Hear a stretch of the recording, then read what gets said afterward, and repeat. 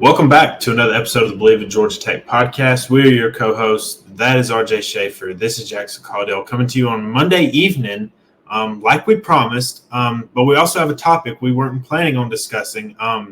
So it had been ever since he decommitted from Georgia. We've talked about Christian Garrett on this show a couple times. 4-star defensive tackle. He was committed to Georgia. He committed, I think, in June, because it was kind of a surprise commitment because he still had some visits lined up and he just kind of committed to Georgia. Decommits at the start of the month, and as soon as he decommitted, like the crystal ball predictions, Steve Wiltfong over at On3 Sports started putting predictions in for him to land at Georgia Tech, and just a couple days after the big win over Florida State, he does so. But before we get into that, how you doing, man? Feeling great, man. This is just it's been a great month for Georgia Tech athletics. Bad, I was really gonna ask, like, you've got to have something serious wrong, like, because I was like, if you're feeling bad right now, I don't know really what to tell you. But yeah, so he committed today. But before we get into that, as always, if you're watching on YouTube, be sure to give us a subscribe to the show. We're near 400 subscribers. I know everybody out there is just dying to be that 400 subscriber. I just know it. Like, just we're almost there. If y'all want to, if we can get up to there, and then we got bigger goals than that. But let's take care of what's in front of us right quick. So, if you listen on podcast form, if you would just give us a review, 1 star, 5 star, we love to hear what you think of the show. And just follow us along, and we appreciate that. We've gotten a ton of love over the past couple months. We've continued to build this thing. We love doing Georgia Tech content and talking about the Yellow Jackets. So we appreciate it, and appreciate everybody tuning in. So back to the main point at hand for today. Georgia Tech, early this morning, with all the predictions rolling in, I was kind of waiting on it. I wasn't expecting it on Monday morning, unless I missed something about when he was committing, and that is possible. That happens from time to time. But they land 4-star defensive tackle Christian Garrett, who plays at Prince Avenue Christian High School in the state of Georgia. I'm sure everybody remembers that they have Aaron Philo, the Yellow Jackets' top quarterback recruit last year. Also Bailey Stockton, who plays receiver for Georgia Tech, played at Prince Avenue. It's a huge commitment. I mean, he's a very good player. 4-star player on 247 Sports. Number 189 overall, number 23 defensive tackle in the country, number 29 in the state of Georgia. On3 Sports is actually the highest of anybody. I think they have him number 62 overall player in the country. 6'3.5", 285 pounds, just really athletic, does a really good job getting off blocks, and just both as a pass rusher and as a against the run. Our own Najee Wilkins, who we've had on the show before, he has done a lot of work on Christian Garrett. He's wrote a lot about him. Go check his work out over at Georgia Tech on SI. But RJ, just kind of what are your initial thoughts on the commitment and kind of what kind of player he is? Yeah, I just thought it was huge, especially keeping the pipeline that they've had through, like, 2-time state champion Christian Garrett is in the time he spent. And it just goes to show the kind of team that Georgia Tech has been building, because with every one of these big commitments, with Dalen Penson and with Josh Petty and now Christian Garrett, all of them say the same thing. They say that, Brent Key is trying to bring back the old Georgia Tech, and they're trying to do it all with Georgia guys. Because if you look at the top 12 recruits for Georgia Tech in the 2025 class, 11 of them are from the state of Georgia. So you can tell that they are really competing in state with, Georgia and a lot of these other big schools that recruit heavily in the Atlanta area. So I just think it's huge to, finally be landing these players with such consistency. And Garrett really is, an amazing player. Yeah, and I mean, that was the next thing I was going to touch on, is him being from the state of Georgia and just the success that they've had there, because look, it became cliche. Anybody that talked about, how does Georgia Tech get back to winning, whether it was at any point in time, really, like, you got to recruit the state of Georgia well. Like, you have to do that. And Brent Key's done it. Like, he did a pretty solid job last year, but I don't think it really compares to what he's doing right now. I mean, he is definitely on track to finish with at minimum a top 25 class. It's just kind of interesting because, we've still got 4 months until the early signing day. So, and Tech does have a pretty large class, but they're still in the hunt for some kids as well. So it'll be interesting to see, how many more they take and all that kind of thing. But yeah, just a huge commitment. He is now, or at least on 247 Sports, he is the third highest rated commit in Georgia Tech's class behind Josh Petty, of course, the 5-star offensive tackle, and the guy you just mentioned, Dalen Pinson, the 4-star cornerback. And, we all saw it on Saturday. They want to win on the line of scrimmage. We've all been impressed with what they've done in terms of offensive line recruiting. I think you could argue it's probably the best in the ACC. I think only Florida State really has an argument for it otherwise, but just in terms of the amount of commits that Georgia Tech has, I think their offensive line class probably takes the cake. And right now, look, it is the number 19 class nationally on 247 Sports. They're only 1 point behind Florida State for the number 3 class in the ACC and the number 18 class overall. And look, Florida State has a ton of big-time targets left on the board. We'll see how they finish. Kind of one of the knocks on Mike Norvell as a head coach was he doesn't finish well, and he's never had a top 10 class, top 10 recruiting class, and they don't typically finish well. They usually have some kids bolt late. So I'm kind of interested to see how they finish up, especially if their season doesn't go as planned, which they're already 0-1. Any other thoughts on this or kind of big picture things as far as recruiting goes?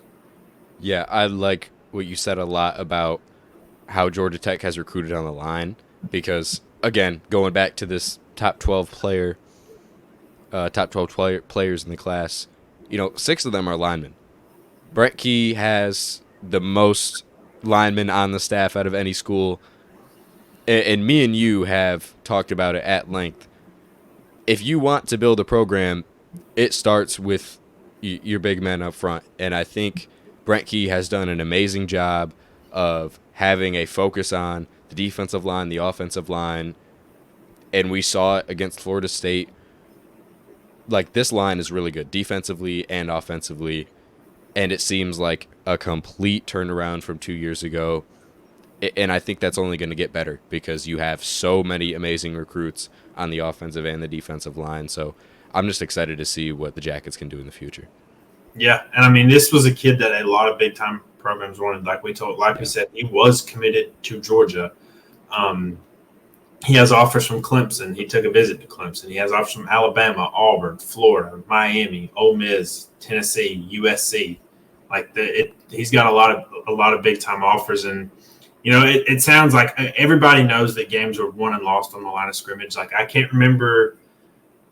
I mean, if I really thought about it, I guess I could. But I don't remember the last time a team won an ACC or any other conference title or got in the playoff, won a national title that was not good on the line of scrimmage. Like, that was literally the calling card for Michigan last year. Like, that was They beat you up on the offensive line. They beat you up on the defensive line. And they didn't have a great passing attack. They didn't have, the most star-studded receiver room in the world, but they just whooped you on the line of scrimmage. Same things, past title teams. This is literally the calling card for Nick Saban, who Brent Key worked under. And, it seems like, why doesn't every program build like this? Look, I mean, Lincoln Riley, for all the good he does not understand that you have to win on the line of scrimmage, and they don't recruit as well there. For reasons I couldn't really tell you, but like being this good on the line of scrimmage and recruiting at this level, I just think it speaks volumes to the potential they have in the future to remain strong there and to keep winning games with their style of football. Yeah, and I think recruits are starting to see the brand of football that Georgia Tech has been playing. Like, I think you saw it in the Florida State game. And maybe that's why we saw this commitment a little bit earlier than we thought.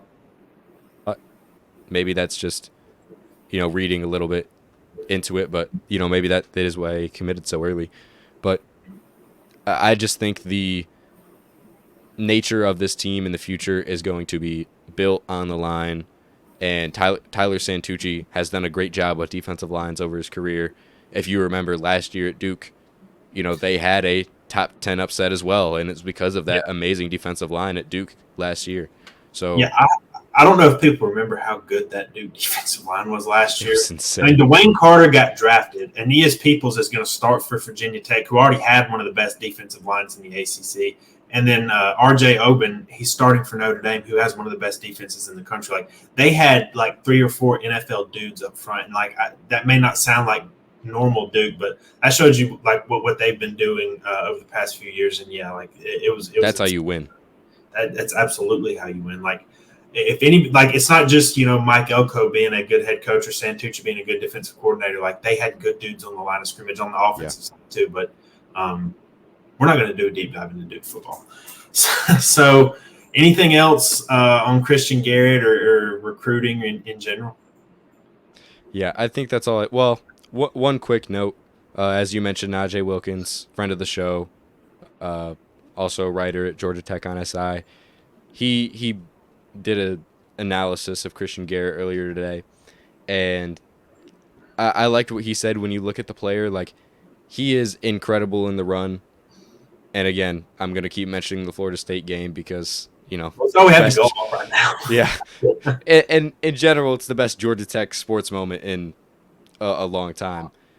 But the run fits last week were incredible, and I think Christian Garrett is that exact identity of a player that this defense needs and will continue to want for the future. I just think he's an incredible fit, regardless of star rating. Like, I think he is a 5-star level player. He's very athletic, and he can get pressure from the inside, which, again, you don't really see from defensive tackles that often. He's a generational player, and he fits perfectly for the Yellow Jackets. Yep. Great get for them. Great get for the program. I guess just to wrap up the show, some of these reaction shows are a little shorter than others. We're not going to go a full 50 minutes like we did Saturday night on this, as fun as that might be. I guess just I kind of put the Florida State game to bed, honestly. Like, kind of move on to Georgia State at this point. Any lingering thoughts there? Any early thoughts you want to share? Now, look, we're going to have a special guest on Wednesday to help preview Georgia State. Everybody tune in for that. And we'll kind of give our complete breakdown and thoughts there, as we always do each and every Wednesday. But I guess any thoughts left on Florida State, or any super early thoughts on Georgia State? Yeah, I kind of wanted to mention how it's kind of seemed like in the media Florida State had a bad game. I want to put out there, Georgia Tech had a good game. Like, they had been working towards this game planning for a long time. Like, this was a big game for Brent Key, and this was obviously the focus, for a long time heading up into the game. And I just think you built yourself such a solid foundation, even though you have a hard schedule. You can win against some of the later teams that you play. Like, you obviously have that very hard 5-game stretch towards the end. I just think this is a very good sign, because if you lost to Florida State, like, you could have easily taken some other losses this season. And, I think this team is on track to, get back to a bowl game. Yeah, absolutely. Like, just going off that. So, I mean, anybody that's read my work over the past few years knows I incorporate Bill Conley's SP Plus a lot in my work. I think it's a very good forward-thinking, predictive analytics measure. He has post-game win expectancy, which is basically like, if this exact game is played with these kind of stats over this amount of time, like, who wins. I mean, the post-game win expectancy, and he had Georgia Tech had a post-game win expectancy of 97%. Like, that just shows you, like, they flat out just won the game and were better than Florida State. Like, it was not a fluke.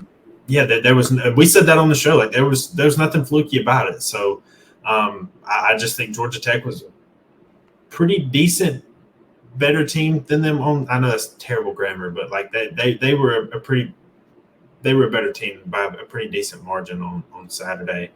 Now, there were some things, could have gone the other way, the fumbles and whatnot. We covered that already. I don't want to relitigate that whole thing. But, it was just Georgia Tech was a better team on Saturday. And I think, every stat you can look at possibly shows it.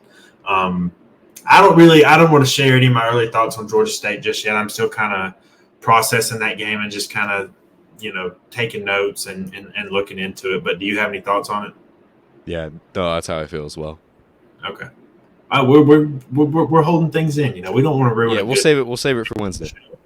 But like I said, everybody, we're going to be back Wednesday afternoon. Got a special guest coming to help us preview the game. As always, subscribe on YouTube. Like the video, helps us out. Spreads the word.